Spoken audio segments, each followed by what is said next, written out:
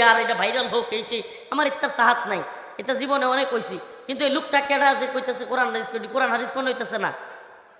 হ্যাঁ, এই কওমে লুতের বংশধর নাকি? এদি জাতিকে ধ্বংস করবে নাকি? নাউজুবিল্লাহ। রসুলের আদর্শ বলতেছি, ওমর রাদিয়াল্লাহু আনহুর ঘটনা বলতেছি, এইগুলো কোরআন হাদিস না। তুই কোরআন হাদিস, কোরআন হাদিস, কোরআনের আয়াত কয়টা? এটা ধরেন তার কোরআন। আজকে সবাই আপনারা চিল্লানি দিলে কিন্তু খারাপ লাগবে। চিল্লানি দিবেন না। আরে এডিলেই কথাই কোন যেত। আপনারা কেউ চিল্লানি দিবেন না, লোকটা ধরে উঠান। আপনারা কেউ চিল্লানি দিবেন না, আমি তাইলে কিন্তু ছেড়ে দিব আমি। আপনারা একজনও উঠবেন না, এই লোকটা ধরেন উড়ান। বাইরে গেছে গা, বুঝতে দিছে? বুঝছে না নতুন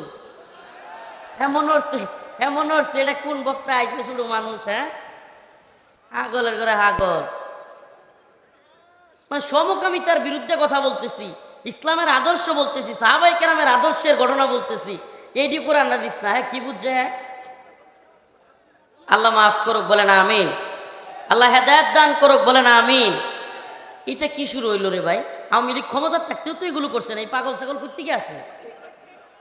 আওয়ামী লীগ ক্ষমতার থাকতেও তো এই সাহস পায় নাই। আল্লাহ মাফ করুক, বলেন আমিন।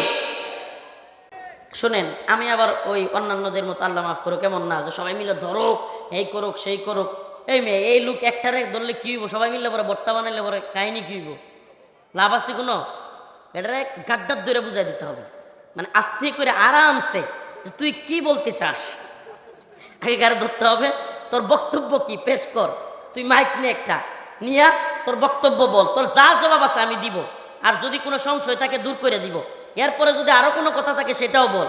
কিন্তু এই থেকে শিক্ষা দিলি কিয়া, এরপরে কান ধরে উড়াইতে হইব আর বইতে হইব। তাইলে ভুল যেহেতু বুঝতে পারছস, তোর এখন কাজ কি? সবার সামনে কান ধরে মাফসা। তো ওমর রাদিয়াল্লাহু আনহুর যে ঘটনা বললাম, স্বকীয়তা, সুবহানাল্লাহ, আদর্শিকভাবে ইসলাম কি মানুষ বানাইছে যে ওমর রাদিয়াল্লাহু আনহু, এটা আপনারা সবাই জানেন। রাসূলুল্লাহ সাল্লাল্লাহু আলাইহি সাল্লামকে যখন আবু জাহেল, উতবা, সাইবা দারুন নদওয়ার মধ্যে সবাইকে বলছে যে কে আছে মুহাম্মাদের কল্যাণ না দিবে, সুবহানাল্লাহ, কে আছে, এমন কথার পরেও ওমর দাঁড়ায় গেছিল।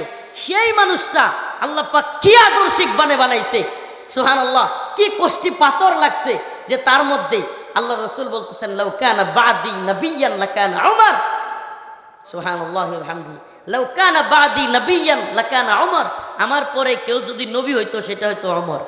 সুবহানাল্লাহ, সুবহানাল্লাহ। তো আমরা কাদের আদর্শ গ্রহণ করব?